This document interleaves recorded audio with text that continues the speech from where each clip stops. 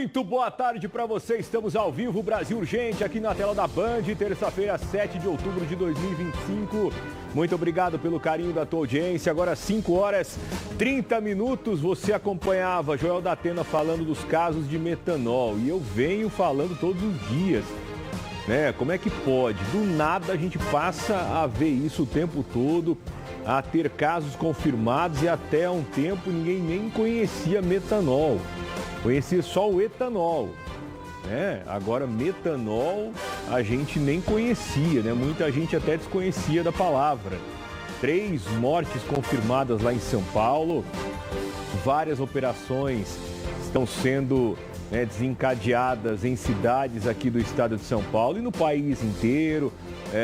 Força-tarefa com a Polícia Civil, também Procon, Vigilância Sanitária, fiscalizando distribuidoras, serve-festas, restaurantes, bares, para tentar identificar irregularidade, né? Só batendo o olho ali não dá para saber se tem metanol ou não na bebida, né? Mas a gente vai trazer daqui a pouquinho informações sobre isso, trazendo aqui para o nosso interior de São Paulo, operação, força-tarefa, também reportagem para você identificar sintomas, né, que são diferentes de uma ressaca, por exemplo, para que você tome cuidado, né? E se for beber, procure um local de confiança, né? Um espaço em que você tenha certeza de que trabalha de maneira honesta, de maneira séria, respeitando o acondicionamento do alimento ali, no caso da bebida, a compra adequada, né, de locais que trabalham ali de maneira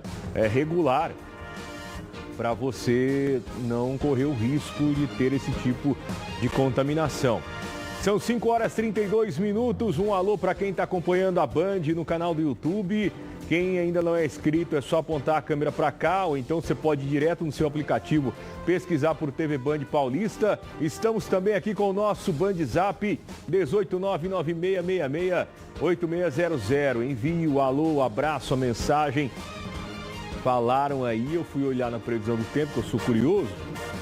Vem frio, né? Vem frio em algumas cidades, chuva também. Aqui no interior de São Paulo tem previsão de chuva.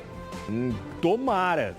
Você tem que olhar, vai lá na sua janela agora, olha lá para o céu e fala: São Pedro, por favor, hein? Por favor, o senhor envia água porque eu estou precisando. Umidade relativa do ar baixíssima, reservatórios de água praticamente sem água. Bauru vive um caos, não tem água, né? 100 mil pessoas sofrendo com a falta de água lá, né? Então vamos pedir aí, se precisar, até ajoelha, para que essa chuva que está prevista nos próximos dias seja abundante e caia no local certo também, né? Que chova no local certo para que o reservatório, né, suba um pouquinho, viu? Não adianta esperar muita coisa também, não. Aqui o vertedouro da represa municipal também já parou de verter a água, né? Ou seja, a água não está mais passando porque o nível da represa já baixou.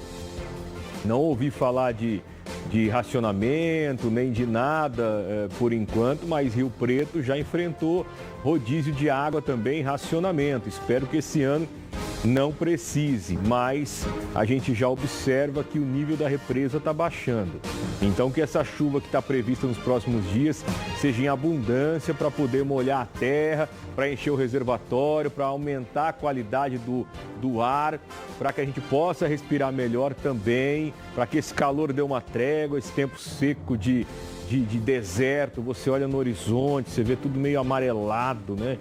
Meio marrom assim, poeira, né? Fumaça, é difícil, viu? Muito difícil mesmo. Gente, vamos ao vivo então até às 6 horas 50 minutos. Você pode participar através do nosso Band Zap. Destaques da edição de hoje: criança tem pescoço cortado enquanto andava de bicicleta em Tupã. O garoto foi atingido por uma linha de pipa e teve ferimentos graves. Aí imagens. Claro que nós borramos a imagem, né? Porque o corte foi feio, viu? Corte profundo, precisou dar ponto. O garoto estava de bicicleta, tinha uma linha atravessando ali e acabou atingindo mais na lateral aqui o pescoço. Poderia ter sido fatal. Já passamos da época das férias, mas muito garoto solta pipa. Infelizmente, coloca cerol, né? Aquela mistura basicamente de pó de vidro, né? Eles amassam ali o vidro e depois usam cola, né? Cola de madeira e outras colas para fazer uma liga e aí passam na linha e vão ali, né? Aí aquela linha fica altamente cortante, né? Vira uma faca aquilo ali. Aí tá brincando lá para cortar o outro pipa. Numa dessa linha fica estendida no meio da rua, passa um motociclista, passa um ciclista e pode ser atingido de maneira fatal. Polícia Civil investiga a briga que terminou com morte de suplente de vereador em Bariri. A confusão foi em um restaurante da cidade. Aí o momento da confusão, dá para ouvir tiro e tudo mais. O pessoal correu, uma pessoa foi baleada, acabou não resistindo e morreu. A polícia está investigando. E ainda funcionários públicos são presos suspeitos de envolvimento em ataque hacker contra a Prefeitura de Rio Preto em junho. Nós mostramos esse caso aqui no Brasil Gente. Deu um trabalhão danado aí para informática, né? A TI da Prefeitura, conseguir colocar a casa em ordem, conseguir voltar aos serviços à população. Foram vários dias, aliás, quase uma semana, com dificuldades nos serviços oferecidos pela Prefeitura e suas secretarias, né? A polícia continua investigando, chegou a 2 nomes. Esses nomes foram encontrados hoje e foram presos. E a polícia segue, então, esse trabalho investigativo para a conclusão e para a prisão das pessoas que fizeram esse ato, né, de ataque hacker contra o sistema da Prefeitura.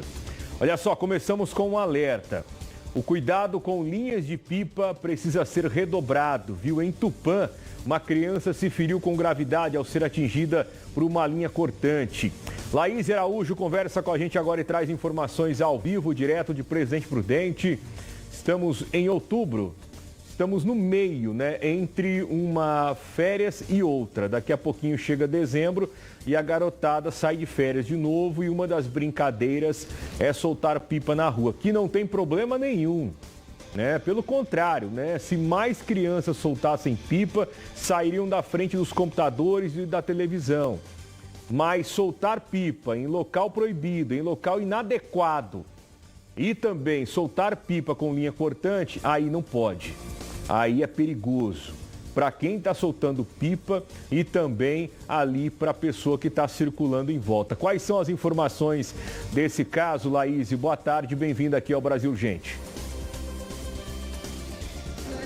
Oi, Fabiano, boa tarde para você, para quem nos acompanha aqui no Brasil Urgente. Exatamente, esse caso foi registrado, né, no último final de semana em Tupã, e essa criança que não teve a idade revelada acabou ficando gravemente ferida após ser atingida aí por uma linha de pipa, linha chilena, né, linha com cerol, como o pessoal conhece. A criança estava andando de bicicleta próximo ao campo da AMAI, que é a Academia Municipal de Artes e Esportes lá de Tupã, quando acabou sendo atingida por essa linha. De acordo com familiares, o socorro à vítima foi feito por uma pessoa que passava de carro pelo local quando viu aí esse acidente, né? E a criança foi socorrida e encaminhada à Santa Casa de Tupã.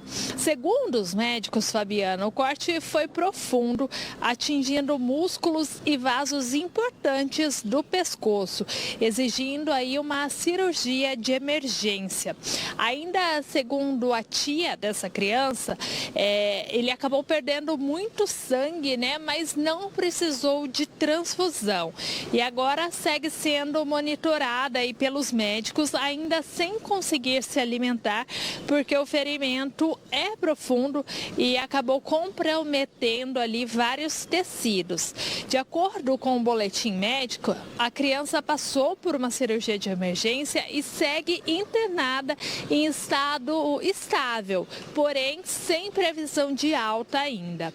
A tia da criança também aproveitou, né, para fazer um apelo por mais fiscalização na venda e uso de linhas cortantes. Vale lembrar, ressaltar aqui mais uma vez, né, que o uso e a venda da linha chilena são proibidos por lei e podem ser denunciados à Polícia Militar através do telefone 190. E tem um dado também interessante, Fabiano, somente entre janeiro e maio de 2024, 1.326 pessoas foram atendidas em ambulatórios do estado de São Paulo por cortes provocados por esse material, isso segundo a Secretaria de Saúde Estadual. Então, é um caso que realmente chama a atenção, né? A gente vê a imagem aí dessa criança com o pescoço ferido e fica o alerta, né, para os pais que os filhos usam aí, né, soltam pipa para que evitem essas linhas cortantes, essas linhas chilenas. Fabiano. Se fosse um motociclista, teria morrido. Se fosse um motociclista no lugar do garoto de bicicleta, teria morrido, porque a velocidade da moto seria bem maior. Então, essa linha, ela esticaria muito mais, continuaria cortando ali o pescoço desse motociclista e provavelmente ele teria perdido a vida. Então, estamos falando de algo extremamente sério. E, principalmente, a responsabilidade é do pai, da mãe, do adulto responsável pela criança, que tem que orientar, que tem que embasar a criança de informação para que a criança saiba o risco que ela está provocando para outras pessoas. Né? Soltar pipa, como eu falei, é maravilhoso.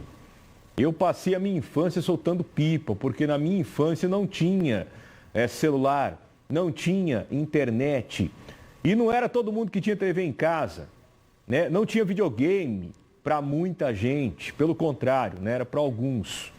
Então, o que é que a gente fazia? A gente ia para um descampado, a gente ia para um terreno aberto, soltava pipa, jogava bola, brincava ali.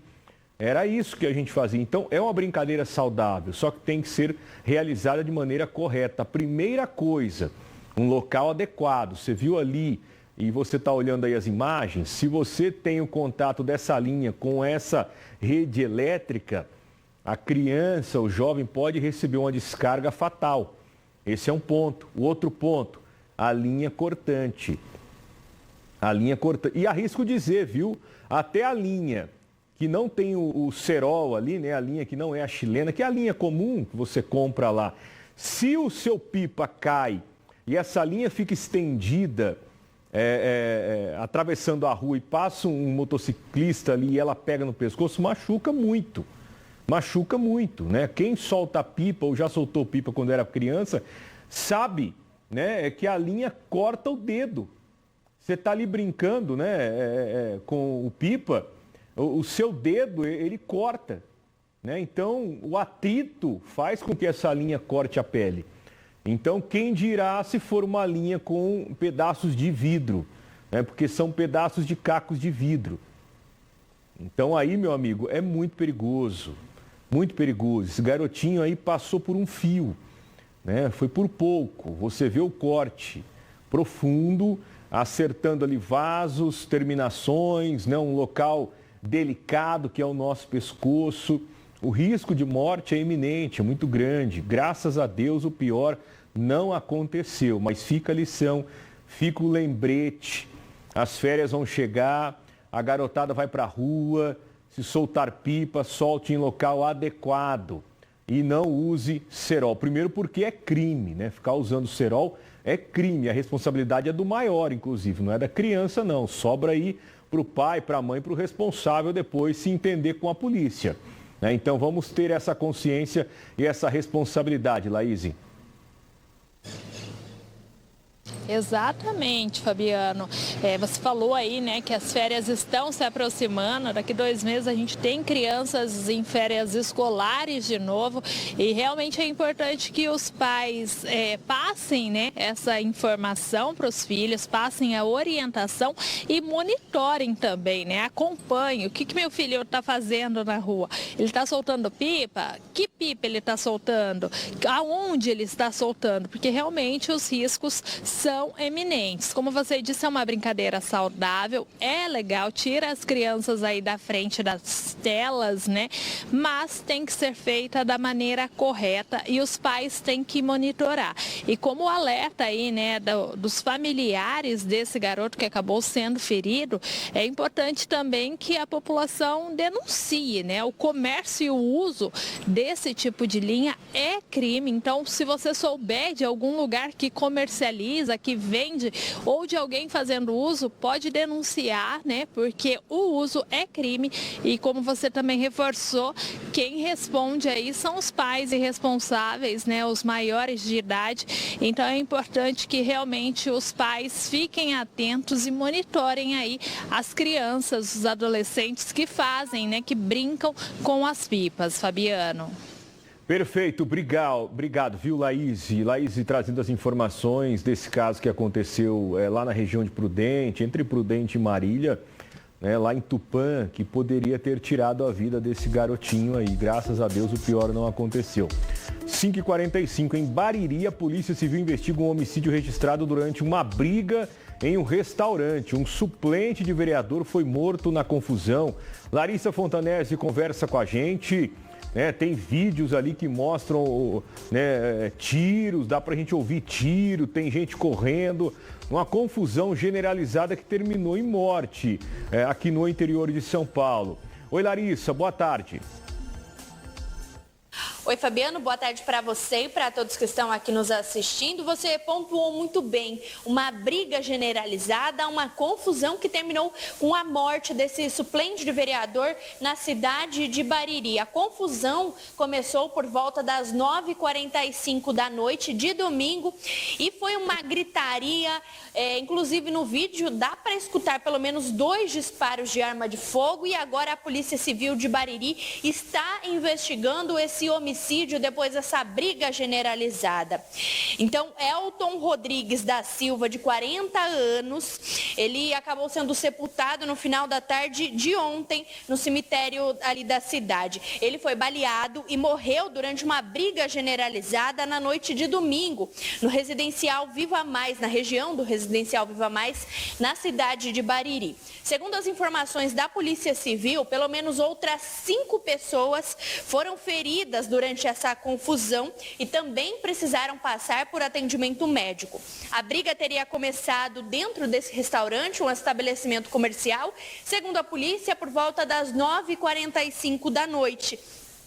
Quando um homem chegou no local, isso segundo o boletim de ocorrência, Fabiano, um homem teria chegado nesse restaurante supostamente exibindo uma arma de fogo. Os proprietários desse restaurante, que são pai e filho, tentaram intervir e foi aí que a situação começou, que essa briga que a gente consegue aí acompanhar pelas imagens, foi aí que essa briga teria começado. Foram vários disparos, no vídeo a gente consegue escutar pelo menos 2 disparos dessa arma de fogo, muita gritaria, correria, a população estava ali desesperada, tentando entender o que estava acontecendo nesse restaurante e ainda de acordo com as informações do registro policial, o filho do dono do estabelecimento, um jovem de 22 anos, disse ter atirado pelo menos 3 vezes para se defender desse homem que teria entrado armado dentro desse restaurante. Elton então foi atingido na cabeça, no tórax e na perna direita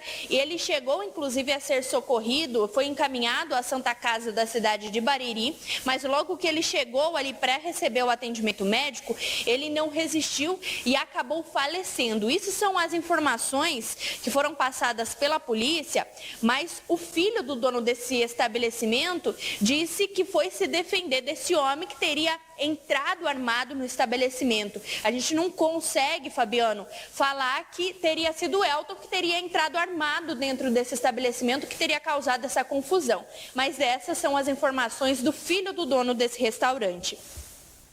Entre as pessoas, né, que estão feridas, está o filho de Elton, de 18 anos, né, Elton, que é o suplente de vereador da cidade de Bariri, e o filho dele, que tem apenas 18 anos, também foi ferido durante essa confusão generalizada. Ele teve fraturas e foi levado para o hospital, junto com outras 4 pessoas que logo no começo da nossa entrada ao vivo eu mencionei que também foram feridas durante essa briga. O delegado plantonista foi até Bariri, né, é o delegado plantonista da cidade de Jaú, saiu ali, foi até a cidade de Bariri, às 9h45 da noite, ele foi acionado para atender essa ocorrência e acionou a polícia científica que fez a perícia no local. Mas, Fabiano, a gente consegue aí observar pelas imagens a quantidade de gente que estava nesse estabelecimento, nesse restaurante. Então, a gente imagina a dificuldade para as equipes poderem realizar essa perícia, né? É muito difícil, porque é muita gente passando ali pelo local a todo momento, muita gente desesperada, sem saber o que tinha acontecido e com medo também de ser atingida por esses disparos de arma de fogo. O comerciante disse que precisou atirar, né? Ele também foi preso em flagrante por homicídio e posse irregular de arma de fogo. Com ele, a polícia apreendeu um revólver calibre 38 e também algumas munições. Durante a perícia, 2 facas foram encontradas. E essas facas estavam jogadas em frente a esse estabelecimento. Esses vídeos que circulam aí pelas redes sociais mostram a revolta, né, e o desespero de todos os moradores. Uma noite de pura violência e que agora, Fabiano, a polícia vai ter muita dificuldade para tentar desvendar o que teria motivado, né, essa briga generalizada, o porquê, né, que essa pessoa teria entrado armada dentro desse estabelecimento. A gente consegue afirmar que foi uma briga feia e terminou com a morte desse suplente de vereador da cidade de Bariri. Noite de terror em Bariri, com essa confusão, muita gente envolvida. O cara chega mostrando a arma, né? É alguma rixa que existe ali, algum desentendimento anterior, alguma coisa nesse sentido. Não tem uma explicação você chegar, o cara chegar com uma arma e mostrar para todo mundo ali, né? Isso é ameaça, isso é uma intimidação, né? E originou toda uma confusão, né? A vítima e também o agressor armados e o resultado trágico, né? Várias pessoas feridas, uma pessoa morta e a polícia trabalhando. Vai ter que ouvir todo mundo que estava por ali, vai ter que conversar para tentar entender quem participou ali, se tinha faca jogada no meio da rua, quem é que estava com a faca, por que estava com faca, né? Então você vê que a briga ela foi ganhando proporção e pessoas envolvidas. Então a polícia tem que separar todo mundo para entender exatamente o que cada um fez, qual é a participação de cada um na confusão, para depois conseguir encontrar o início, né? O porquê que isso daí, mas sempre tem um motivo. Sempre tem alguma coisa. Nesse caso aí, provavelmente tinha algum desentendimento anterior, algum problema aconteceu ali, né? Que foi o estopim para o início da confusão. A polícia não vai demorar muito tempo para conseguir elucidar esse caso. Já prendeu a pessoa que atirou, se foi por defesa ou não, isso daí, ao longo do processo, a justiça vai identificar, né, se ele realmente agiu em legítima defesa, se não agiu, se foi ali num nível de defesa acima do necessário. Tudo isso vai ser avaliado com base nas informações que a polícia colher ao longo desse inquérito. Larissa. Exatamente, Fabiano. Do nada não foi, né? Para chegar nessa situação, nessa confusão generalizada, disparos de arma de fogo, facas jogadas pelo chão em frente ao estabelecimento, a única coisa que a gente pode afirmar é que do nada não foi. Então agora cabe à polícia responder, tudo já está sob investigação da Polícia Civil de Bariri e logo, logo as equipes policiais devem ter a resposta do que teria motivado essa confusão generalizada generalizada. O autor dos disparos, ele foi preso em flagrante, depois a prisão dele foi convertida para preventiva e ele então, o caso foi registrado como homicídio e também posse irregular de arma de fogo e agora cabe à polícia responder o que teria motivado essa confusão generalizada e ainda colocar em risco a vida de outras pessoas que não tinham nada a ver com essa confusão, Fabiano. Perfeito, Larissa, obrigado, viu? A gente conversa mais ainda hoje no Brasil Urgente. Larissa Fontanese ao vivo, agora são 5h54, poderia ter sido algo ainda pior, né? Você viu o tanto de gente que tem? Poderia ter matado mais pessoas. O cara começa tiroteio ali e as pessoas estão no meio, com certeza seria uma tragédia. Vamos seguindo com o nosso Brasil Urgente. Já estão valendo as regras para o pagamento de uma pensão para filhos e dependentes de mulheres vítimas de feminicídio. A gente sempre trata e traz aqui, infelizmente, casos de tentativa de feminicídio consumado, né? Mulheres que são mortas ali por serem mulheres e a gente tem que, a cada dia que passa, implementar regras, leis, mecanismos, ferramentas e uma rede de apoio também, né, para a pessoa atingida diretamente e também para as pessoas que são atingidas indiretamente, no caso da reportagem dos filhos, né, das pessoas que eram dependentes dessa vítima que acabou falecendo por conta do crime de feminicídio.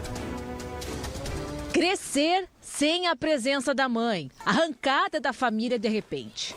Agora, filhos de mulheres vítimas de feminicídio passam a ser amparados por uma pensão especial. Levou 2 anos entre a lei ser publicada a começar a valer. O benefício é de um salário mínimo, R$ 1.518. E o valor não aumenta, mesmo se houver mais de um filho ou dependente. A pensão é garantida até a criança ou adolescente completar 18 anos. O pagamento será via INSS. O pedido deve ser feito nas agências, pelo fone 135 ou pelo aplicativo Meu INSS. E é preciso atender critérios, como ter renda mensal de até R$ 380, ou seja, até 1/4 do salário mínimo por membro da família. Também é exigido ter o cadastro atualizado no CadÚnico. Além disso, tem que se comprovar a ocorrência e os indícios de que houve um crime de feminicídio, através de ocorrência policial, da abertura de um inquérito policial, uma ação penal, uma denúncia e até uma sentença penal condenatória pelo crime de feminicídio. No Brasil, nos últimos 11 anos, quase 50 mil mulheres foram vítimas de feminicídio. A filha da Wanda foi uma delas. Emily Fernandes foi morta com 34 facadas pelo companheiro, em Contagem, Minas Gerais. A luta agora é para criar o neto, de 2 anos. Muito doloroso, muito triste, né? Hoje eu faço o que eu posso por ele, mas nunca vai sofrer o que ela podia fazer por ele, né? 50 mil mulheres mortas em 10 anos, né? Dá uma média de 1.000 por ano. Aí você vai dividindo, né? Você vai chegando aí a 100 quase por mês. Muita gente que morre por conta desse tipo de crime. É um apoio importante e necessário, só que é preciso ainda continuar com ações efetivas para a prevenção. E também é preciso fazer com que o agressor pague além da prisão. Né? Ele tem que ser responsável, né? Ele que deveria pagar essa pensão de maneira obrigatória para a criança que ele deixou ali desamparada, sendo filho dele ou não, porque às vezes o cara mata a mulher, mas o filho não era dele. A mulher tinha um filho de um outro relacionamento. É um negócio absurdo e infelizmente você vê uma frequência absurda, né? Você começa a olhar dados e números e estamos falando de feminicídio, né? Ou seja, a pessoa morreu. E a tentativa de feminicídio, né? E os crimes de violência, de agressão psicológica, agressão física. Se você for somar todos os indicadores, é muita gente. É muita mulher que sofre nas mãos de marginais, de bandidos, né? De homens que não aceitam um não como resposta, que não enxergam uma vida sem ter a presença possessiva daquela pessoa ali ao lado. Agora são 5h59, são mais de 100 mil moradores sofrendo com um rodízio que nem sempre funciona em Bauru.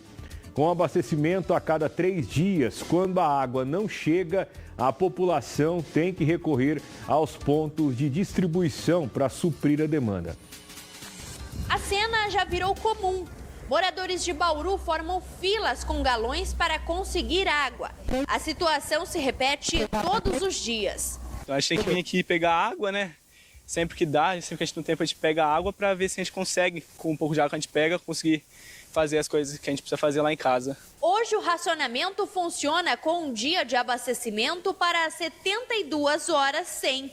Muitos reclamam que a água não chega nem nos dias previstos pelo DAI. Era para a gente ter água no dia 5, domingo agora, no último domingo. A gente teve água, mas porém estava tão fraca que não conseguia nem subir para a caixa. E como que era a qualidade dessa água? Barrenta, bem suja. E você mora em qual bairro? Eu moro no Terra Branca. Tá faltando água lá? Tá faltando água, teve até protesto, tá bem difícil o negócio lá.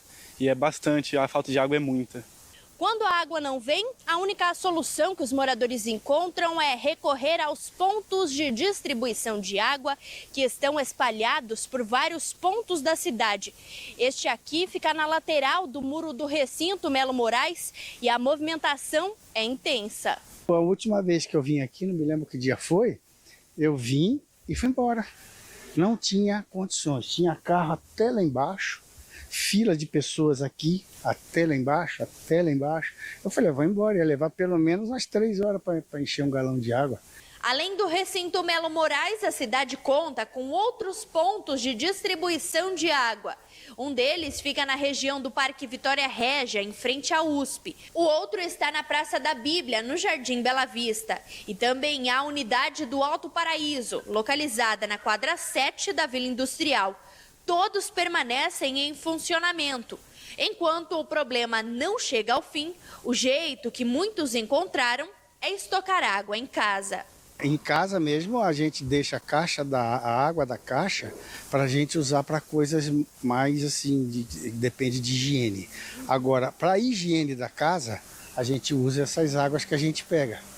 Então, quem pode, deu sorte de ter, eu tenho um galão de 200 litros, comprei hoje esses 2 de 50 cada um, tem um de 80 e 3 de 20. Eu encho esses para a gente usar no banheiro, em alguma outra pia, lavar louça com essas aqui, né? Só que quando você vai usar para cozinhar alguma coisa, aí a gente usa da caixa. Essa é a vantagem que a gente tem de manter água todo o período, ter uma caixa e ter bastante água para não usar da caixa. Morador tem que fazer toda uma logística, um planejamento para conseguir ter água em casa. É um absurdo. Uma cidade do tamanho de Bauru enfrentar um problema dessa magnitude. Olha lá, ó. Aí eu pergunto mais uma vez, como já perguntei várias, né? E se a pessoa não tem carro? Aí ela depende do caminhão-pipa, ela depende do rodízio, ela depende do milagre para conseguir ter água em casa. Porque ela não consegue pegar e ir buscar água porque não tem um carro. Como é que você vai buscar água a pé? Vai carregar galão de 20 litros nas costas? É um absurdo. É um absurdo, né? A gente vem mostrando a situação já há várias semanas e pelo jeito melhorar que é bom não melhora. Não chove, tem uma perspectiva de chuva nos próximos dias. Tomara que Rio Preto que Bauru seja contemplada com essa chuva e que ela caia na região adequada, né? Para poder elevar o nível dos reservatórios de lá, para que as pessoas possam receber água de uma maneira melhor. Nem com o rodízio está funcionando bem. Tem gente que a água não pega pressão, né? Fica vazio os canos. Quando a água chega, hoje tem água, aí a água não tem pressão nenhuma, né? Como é que a água vai subir para encher caixa d'água e tudo mais? Então é um problema grande que o morador de Bauru está enfrentando já há algumas semanas. 6h03, nós vamos para o primeiro intervalo. Daqui a pouquinho tem mais Brasil Gente. Voltamos já.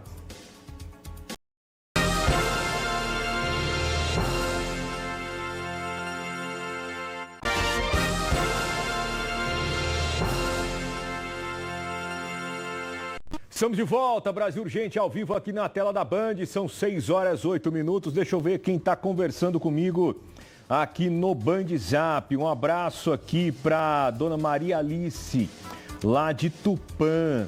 Ó, fez uma selfie aqui para aparecer no Brasil Urgente. Um abraço, dona Maria Alice. Uma ótima tarde aí para a senhora. Espero que a chuva chegue aí em Tupã, como chegue nos municípios principalmente mais afetados com a escassez de água aqui no nosso interior de São Paulo. Tem previsão de chuva aí para os próximos dias. Um alô aqui para o João Batista. Alô, João. Um abraço aí para a galera de Marília, Estância do Pinhal. Um alô aí para o pessoal de Marília, da Estância do Pinhal. Alô, Paulo Rossi, de Assis, na sintonia do Brasil Urgente. Santa Cruz do Rio Pardo, Fabiano. Aqui tá nublado e tá ventando um pouco, hein? Estamos na companhia aí, Esther, José e a Lídia. Família Maximiniano acompanhando a gente aqui. Um abraço para vocês. Obrigado pelo carinho, pela mensagem, viu? Um alô aqui também para a Sara, que não falou de onde é. Um abraço aqui para o Queiroz, de Barra Bonita. Tá sempre mandando mensagem, alô aqui no Band Zap, acompanhando a gente. Claudemir, de Oswaldo Cruz. Tá chovendo aí, Claudemir? A chuva já chegou aí em Oswaldo Cruz. Se chegou, você faz um vídeo, manda aqui pra gente poder mostrar. Joãozinho de Bastos. Alô, João. Um abraço aí, tô só no cochilo aqui. Aí, quem tá no cochilo aqui? Ah, rapaz, é o Joãozinho de Bastos. Tá mandando a foto aqui do João Pedro. Enjoou de assistir o Brasil Urgente. Papai, vou naná que eu ganho mais. Tô aqui lindão aí. Muita saúde aí, viu, pro João Pedro, né, que chegou nessa terra aqui com certeza para alegrar muita gente, né? Um alô aqui, ó, choveu aqui, hein, Fabiano? Choveu aonde? Ah, Oswaldo Cruz, choveu um pouco aqui, que bom, né? A chuva tá começando aos poucos chegar aqui no nosso interior de São Paulo. Alô, Regente Feijó, Sidney, Silvana, Sidão e o Tião na sintonia do Brasil Urgente. Um abraço aí para vocês. Ó, Fabiano, tamo aqui, ó, Pedro de Itaí, aqui choveu, mas tá frio. Pedro Davi, mostra o Pedro Davi aí, Adriana, que tá mandando mensagem pra gente aqui, ó, o Pedro aqui, ó. A galera assistindo, a criançada acompanhando também o Brasil Urgente aí, né? E os papais, mamães vão tirando as fotos e mandando aqui pra gente. Emerson de Irapuru na sintonia. Um abraço aí, Emerson, obrigado pelo carinho, viu? Guina de Jales, alô Guina, um abraço aí pra você, viu? Vai Corinthians, o Guina tá na torcida aí, hein? Galha na sintonia aqui, tem uma galera, tira uma selfie aí pra você poder mandar aqui, né? Pra eu te conhecer, coloca o teu nome, a tua cidade, me fala se tá chovendo, se tá faltando água aí no seu bairro, né? Nosso Band Zap tá aí pra você utilizar, é uma ferramenta pra você conversar diretamente comigo, 18996668600. 2 servidores públicos foram presos suspeitos de envolvimento no ataque hacker que paralisou os serviços da Prefeitura de Rio Preto no dia 5 de junho.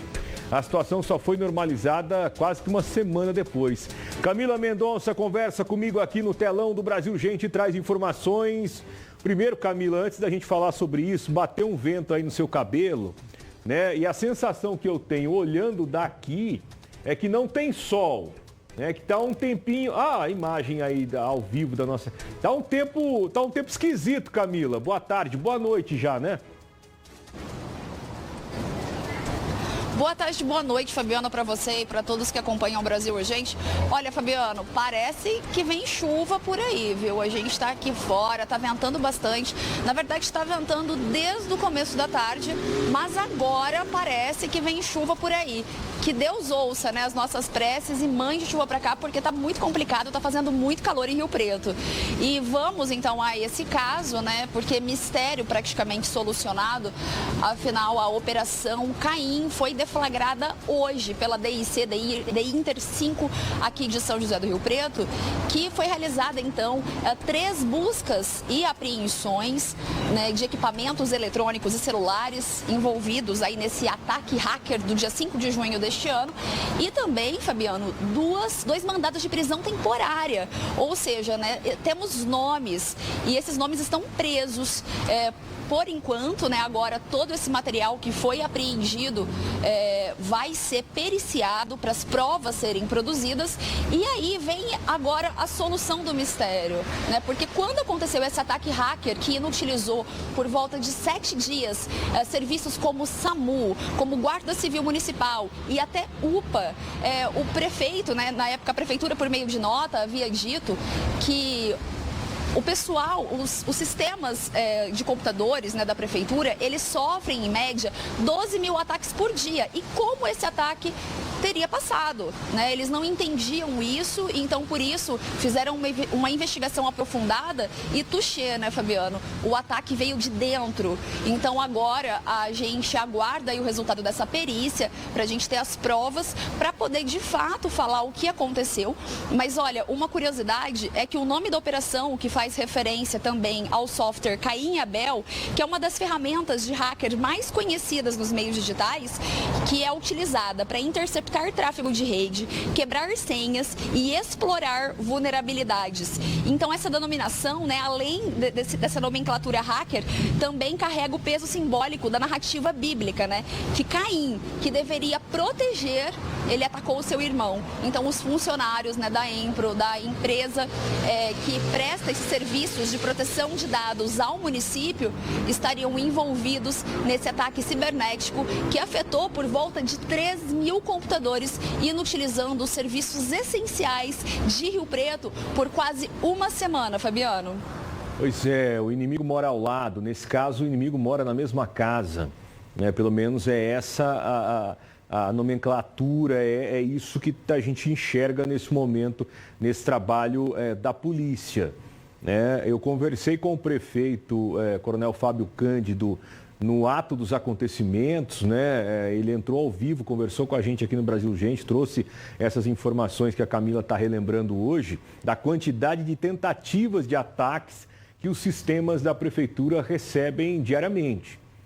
São todos inutilizáveis, né? São todos ali interceptados e nada acontece de ruim. Nesse caso, esse ataque acabou resultando nessa paralisação de serviços, né, de dificuldade para falar na Guarda Civil, para chamar SAMU e tudo mais, né? Provocou um caos na cidade durante alguns dias. A polícia vai aí aos poucos fechando esse inquérito policial, concluindo as investigações para apontar, né, todos os envolvidos, porque nunca é um, nunca são dois, normalmente tem mais gente envolvida. Qual é a intenção, né? Qual era o objetivo? O que a pessoa queria com isso? Quem está por trás? Quem pediu? Quem mandou fazer? E por aí vai. Entender todas as intenções dos envolvidos para que eles sejam, né, enviados para a justiça, julgados e condenados. E a gente tenha toda a verdade dos fatos elucidada pela Polícia Civil que trabalha nesse caso. Camila. Com certeza, Fabiano. Afinal, né, toda a coletividade foi lesada. Imagina você precisar de um serviço de SAMU e o telefone estar inoperante. Imagina você passando mal, tendo um ataque de emergência na UPA e ter seu atendimento prejudicado por causa dessa situação. Imagina você ser vítima de um crime e ligar para a Guarda Civil Municipal e o telefone está inoperante. Então, com certeza, essas pessoas, elas precisam ser responsabilizadas e penalizadas, porque, na verdade, Fabiana, a gente nem consegue mensurar qual foi a real perda, né? A gente não sabe se alguém que precisou usar esses serviços que estavam comprometidos por causa desse ataque hacker, Fabiano. Perfeito, Camila, obrigado, viu? A gente conversa mais daqui a pouquinho, são 6h17. Olha só, hoje as aulas retornaram em uma creche de Marília após uma criança de pouco mais de um ano morrer com suspeita de sarampo. Larissa Fontanese volta para conversar comigo agora ao vivo aqui no Brasil Urgente e trazer essas informações. Um caso triste, um caso trágico que terminou com a morte desse bebê, dessa criança de apenas 1 ano e 2 meses. E a creche voltando a funcionar e já fica o alerta, né, por conta dos cuidados contra o sarampo, da vacinação, da preocupação dos pais e responsáveis. Larissa.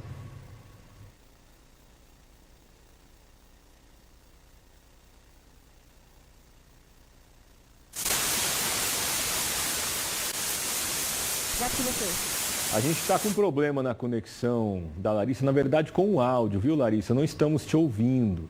Tem alguma interferência aí no áudio da Larissa, a gente vai tentar consertar, né? E eu fico aqui tentando imaginar a dor do pai, da mãe, dos familiares, né? A criança sai de casa, está tudo bem, né? Quando esse tipo de tragédia acontece, né? Dói, parte o coração de qualquer pessoa que tenha informação, que fique sabendo do caso.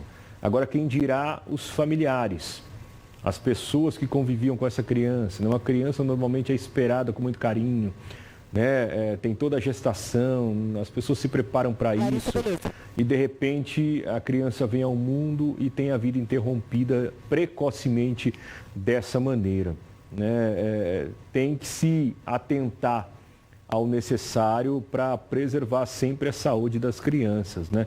Larissa Fontanesi, acho que agora consegue conversar com a gente e trazer então essas informações. Vamos lá, Lari. Fabiano, como eu ia dizendo, foi um caso muito triste que aconteceu em Marília, gerou toda uma comoção entre os moradores da cidade. Isso porque essa pequena bebê que a gente observou enquanto você estava falando, Fabiano, tinha apenas 1 ano e 2 meses e ela acabou perdendo a vida neste domingo.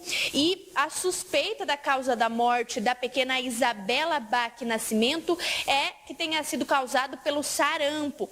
Por conta disso, ontem a prefeitura decidiu suspender as aulas na sala onde essa pequena estava matriculada e hoje, nessa terça-feira, as aulas voltaram ao normal. Então, a pequena frequentava a EMEI Mãe Cristina e, segundo as informações da própria prefeitura, a suspensão foi necessária para que fosse feita uma desinfecção completa de todos os ambientes em que a pequena frequentava ali naquela escola. Então, as aulas foram canceladas ontem, hoje já foram retomadas normalmente, mas é um caso muito triste em que comoveu toda a cidade de Marília. A suspeita é que a causa da morte tenha sido por sarampo e os pais dessa menina, Fabiano, estão sofrendo muitos ataques, principalmente através das redes sociais, em que muitas pessoas estão culpando eles por não terem dado a vacina à pequena Isabela. Mas os pais rebateram esses argumentos, né, dessas pessoas que foram nas redes sociais e eles disseram que essa menina ela recebeu todo o tratamento de saúde que foi necessário, inclusive, e que ela recebeu sim a vacina que protege contra o sarampo. Segundo os pais, né, de acordo com o relato da família, Isabela apresentou febre e também manchas vermelhas pelo corpo, isso no dia 2 de outubro. Logo em seguida, ela foi levada para uma consulta particular para identificar o que estaria acontecendo com ela. Então, ela recebeu o diagnóstico de roséola e recebeu um tratamento sintomático com antialérgico e também antitérmico. Só que daí para frente, Fabiana, a situação foi só piorando. Isso aconteceu, ela recebeu esse diagnóstico de roséola no dia 2 de outubro, mas daí para frente o caso dela piorou de forma muito rápida, então infelizmente ela veio a óbito neste domingo. Os pais disseram que sim, ela recebeu a vacina que protege contra o sarampo, mas eles estão recebendo muitas críticas, principalmente nas redes sociais, onde muitas pessoas estão dizendo que eles levaram essa menina com sarampo para a escola, para essa EMEI, para passar sarampo para todas as crianças que estão matriculadas nessa escola. Essa é uma afirmação muito grave, Fabiano, e que agora os pais foram até a justiça, acionaram a polícia para que esse caso seja investigado e mostrando que ela recebeu sim todas as vacinas conforme o que é previsto. Mas esse caso, Fabiano, ele acende um alerta muito importante, porque hoje a Prefeitura de Marília já investiga 39 casos suspeitos de sarampo. E isso leva ao alerta da vacinação. Então é muito importante que todas as crianças sejam levadas até as unidades de saúde para receber a dose da vacina que protege contra o sarampo. A gente conversou aqui com a Prefeitura de Marília e eles informaram que a vacina Tríplice viral é a principal forma de prevenção contra o sarampo e está disponível em todas as unidades de saúde da cidade. Segundo os dados do Ministério da Saúde, cerca de 86% das pessoas do público-alvo já tomaram a primeira dose na cidade, mas quando a gente olha para a segunda dose, a gente vê que cai bastante. Hoje, 73% do público-alvo receberam a segunda dose do imunizante, que é a tríplice viral.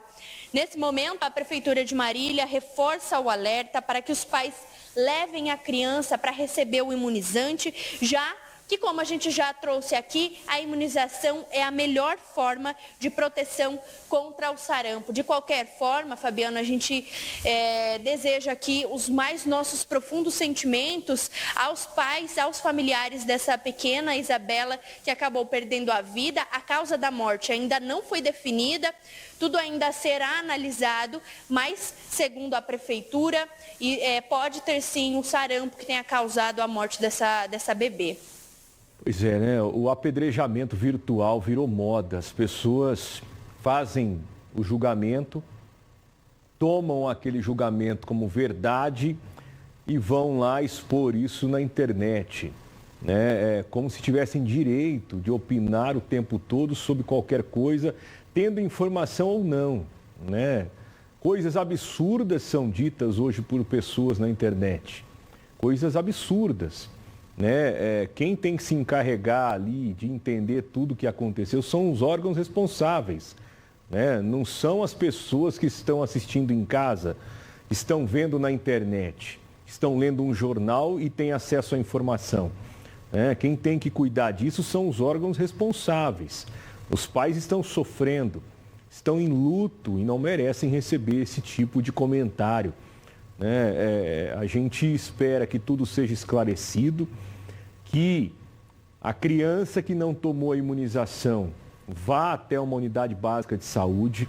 Quando você fala aí de segunda dose, 70 e tantos % já tomaram, né? Se você pegar de 10, pelo menos 2 crianças não tomou a segunda dose como deveria ter tomado. E a imunização, o calendário vacinal de criança é essencial, é primordial. Né? Me lembro da época em que eu era criança que isso era um documento. Né? Você que tem mais de 40 anos vai entender o que eu estou falando. Né? A carteirinha de vacinação era um documento. Né? O nosso pai, a nossa mãe, eles guardavam aquilo ali, as 7 chaves na gaveta do quarto, com medo de perder aquilo. Né? E perder o acompanhamento e de repente não conseguir vacinar e tudo mais. Hoje em dia as pessoas não estão nem aí. As pessoas não ligam, né? Não, graças a Deus, não todas, mas tem gente que não está nem aí.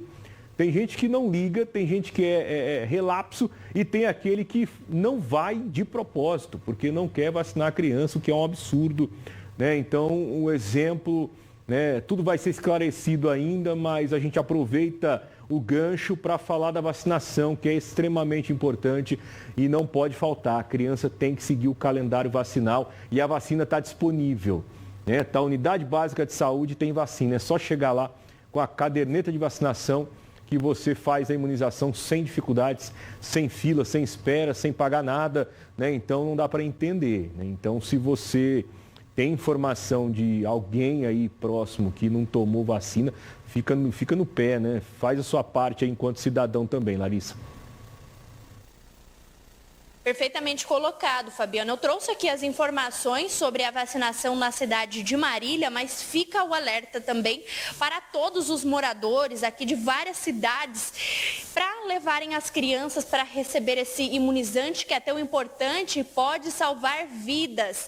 A gente falou que na cidade de Marília, todas as unidades de saúde estão aplicando a vacina que protege contra o sarampo, mas você de todas as cidades é só procurar a unidade de saúde mais próxima da sua casa, perguntar como é que funciona e ir lá e receber esse imunizante que é tão precioso, é de graça, não precisa muitas vezes enfrentar fila, só chegar rapidinho.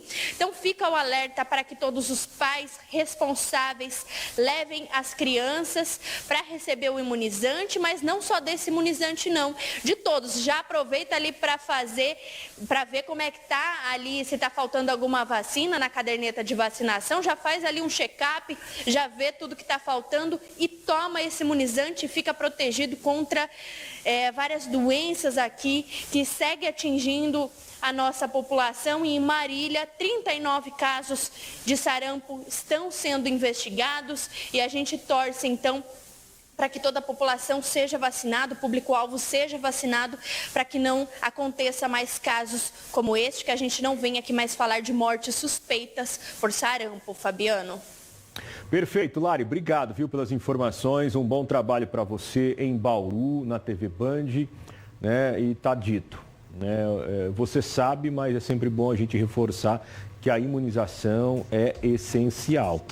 Olha só, o presidente do IPEM esteve no Oeste Paulista e visitou postos de combustíveis que possuem bombas antifraude. Em Presidente Prudente, 4 estabelecimentos contam com os equipamentos que impedem golpes ao consumidor, né? Para o consumidor que já paga caro no combustível não ser lesado 2 vezes. Vamos ver. O IPEM, o Instituto de Pesos e Medidas do Estado de São Paulo, lançou uma plataforma digital que permite ao consumidor localizar postos com bombas seguras e equipadas com tecnologia contra fraudes na medição do combustível. Com a ferramenta, o consumidor fica mais seguro na hora de abastecer. Em todo o Oeste Paulista, são 14 postos que possuem bombas com sistema antifraude. Só aqui em Presidente Prudente, são 4 postos e 12 bombas com a tecnologia. Nesta segunda-feira, o presidente do IPEM esteve em Presidente Prudente e fez questão de visitar um desses postos. A fraude da quantidade de combustível é o consumidor colocar 40 litros no tanque e aparecer no painel digital da bomba que ele está botando 45. Para enfrentar esse problema, o Inmetro, desde 2022, lançou um regulamento novo que estabelece uma nova bomba de combustível com assinatura digital, defesa cibernética, que impede que essa fraude aconteça. As bombas antifraude ainda não são obrigatórias nos postos. Os comerciantes terão até o ano de 2038 para se adaptarem. Porém, para garantir a segurança aos clientes, alguns já se anteciparam. A qualidade de produto a gente sabe de onde compra e a quantidade nada melhor do que uma boa medida, como uma bomba ferida, uma bomba nova para o sistema, mas que de muita importância para a gente e para o consumidor. Para localizar os postos que possuem as bombas antifraude, os consumidores devem acessar o site do IPEM e procurar pelos estabelecimentos em sua região. Então, para facilitar a vida do consumidor, para ele saber onde está essa bomba aqui no estado de São Paulo, o IPEM lançou na página dele uma plataforma que localiza e mostra para o consumidor umas bombas como essa. Então, essa é a bomba de modelo novo, em que o consumidor tem muito mais segurança para fazer o abastecimento dele. Essa bomba informa em tempo real, dando uma marcação de validade de erro, se o abastecimento, se essa bomba ela está correta ou não para o consumidor. Pois é importante, Tem muita falcatrua quando se trata de combustível.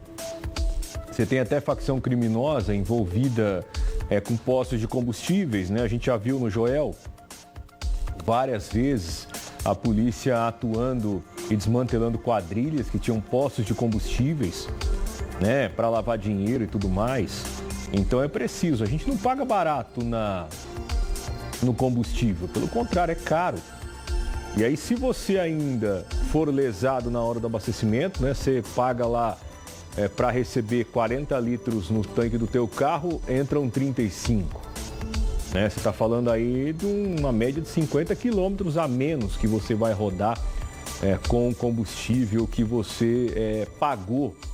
Então não dá para aceitar que essas bombas se espalhem por todo o Brasil, por todo o estado de São Paulo, para que o consumidor tenha mais garantias do que está ali comprando e recebendo.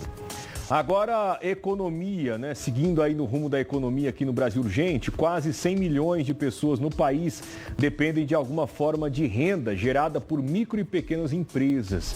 A gente vai ver os detalhes na reportagem. Qualquer que seja o dia da semana, olha como fica a cozinha da Elza. O cardápio é sob medida e a fórmula deu certo. Daqui saem hoje 150 marmitas todos os dias. Primeiro, eu gosto muito de cozinhar. Eu comecei e na época eu tive dificuldade para arrumar alguém para cuidar da minha filha. E foi aí que eu reconciliei, trabalhando em casa e cuidando dela. E aí a empresa tem crescido, começou com a dona Elza, sozinha. Agora já são mais 2 ajudantes e olha só, os pedidos aumentaram tanto que uma nova cozinha já está sendo construída. Quando ficar pronto, vão ser 5 pessoas trabalhando nesse espaço. Isso mostra a força das micro e pequenas empresas brasileiras, quando a gente pensa quantas pessoas no Brasil vivem a partir dessa renda. Um levantamento feito pelo Sebrae mostra que 96 milhões de pessoas, quase metade da população, são impactadas direta ou indiretamente pela renda que é gerada por uma empresa de pequeno porte no país. Isso inclui os próprios empreendedores, mas também parentes, funcionários, fornecedores. O peso é significativo. Nós estamos falando de 95% dos CNPJs e de 30% do PIB. Só a renda ela já alcança em torno de 717 bilhões de reais, o acumulado do ano passado. Perto da casa da Elza mora a Carolina e os seus bolos caseiros. Depois de pronto, hora de fotografar. A loja, por enquanto, é virtual. Essa plataforma ela exige que seja uma empresa formalizada. E como eu tenho uma loja online por lá, o CNPJ foi necessário nesse sentido também. Se eu não formalizar, eu não tenho como crescer. Como que eu vou contratar funcionários? Como que eu vou expandir? E também pensando no futuro. Futuramente, eu quero me aposentar também, né? Hoje, uma microempresa. Amanhã é uma grande empresa. Essa é a minha ideia. São guerreiros, pessoas que empreendem no Brasil são verdadeiros, né, ou verdadeiras guerreiras, né? Porque não é fácil empreender, tem muitas dificuldades, tem impostos, né? Tem a incerteza, tem infelizmente as pessoas que trabalham no mesmo segmento de maneira ilegal, né? E aí atrapalham o setor. Então, boa sorte a todos os empreendedores, um abraço especial a todos os micro e pequenos empresários do nosso país que movem a economia regional, consequentemente colaboram para o crescimento do nosso Brasil. Vamos para o intervalo, daqui a pouquinho as últimas informações de hoje, voltamos já.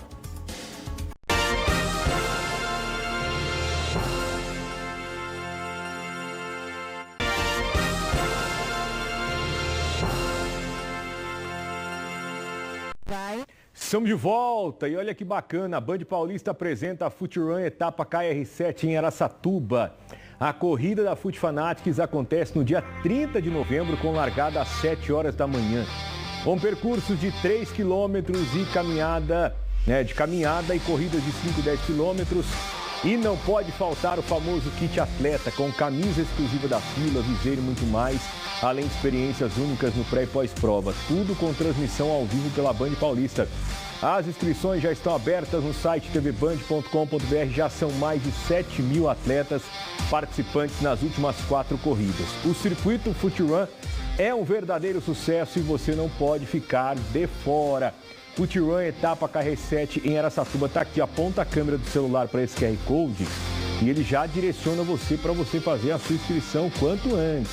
30 de novembro, largada às 7 horas da manhã, tá bom? Gente, olha só, uma força-tarefa fiscalizou distribuidoras e serve-festas em São José do Rio Preto hoje de manhã. O objetivo foi identificar bebidas falsas e adulteradas. Camila Mendonça volta com as informações ao vivo pra gente. Vamos lá, Camila. Oi, Fabiano, boa noite para você, novamente, para todos que acompanham o programa.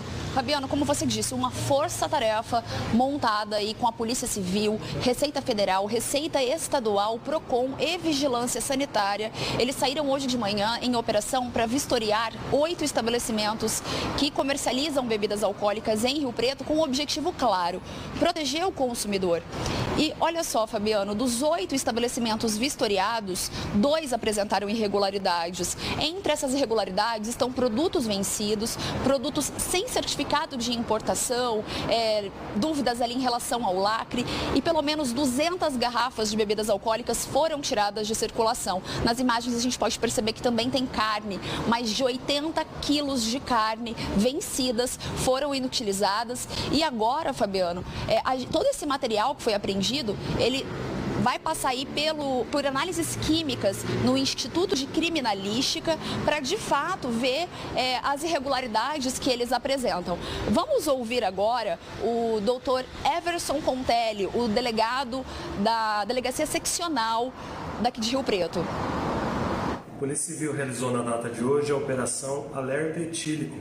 É uma determinação governamental para que a Polícia Civil realize ações de controle e repressão à comercialização de bebidas falsificadas.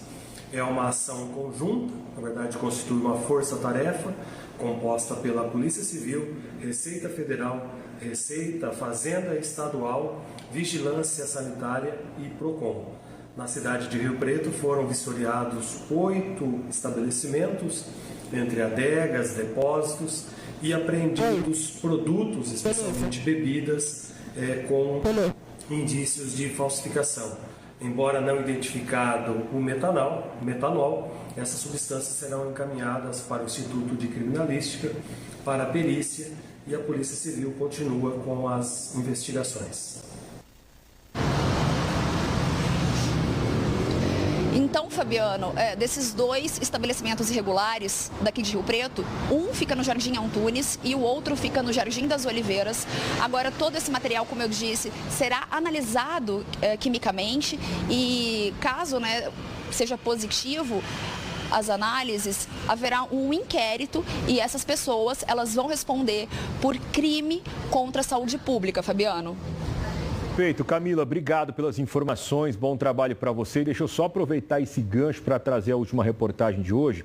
Em caso de suspeita de contaminação por metanol, depois do consumo de bebida alcoólica, a orientação é procurar atendimento médico. É importante estar atento às diferenças de sintomas de uma ressaca, por exemplo. Os sintomas se confundem com de uma ressaca comum. Dor de cabeça, náusea, tontura e cansaço. Mas essa médica explica que um sinal específico pode acender o alerta para a intoxicação por metanol, visão turva ou embaçada, que pode surgir de 12 a 24 horas depois do consumo da bebida. Primeira coisa, procurar uma emergência e ali serão feitos os exames que são necessários para fazer esse diagnóstico e já iniciar a terapia adequada. É muito importante procurar a emergência porque o tratamento vai de acordo com o que se encontra no exame do paciente. Então, os quadros mais graves podem precisar de alguns tratamentos que só vão estar disponíveis mesmo no hospital, como hemodiálise. Assim que o metanol chega no fígado, ele é transformado em um ácido que funciona como um veneno para o organismo. Na falta do medicamento específico para tratar esse tipo de intoxicação, seguindo orientação do Ministério da Saúde,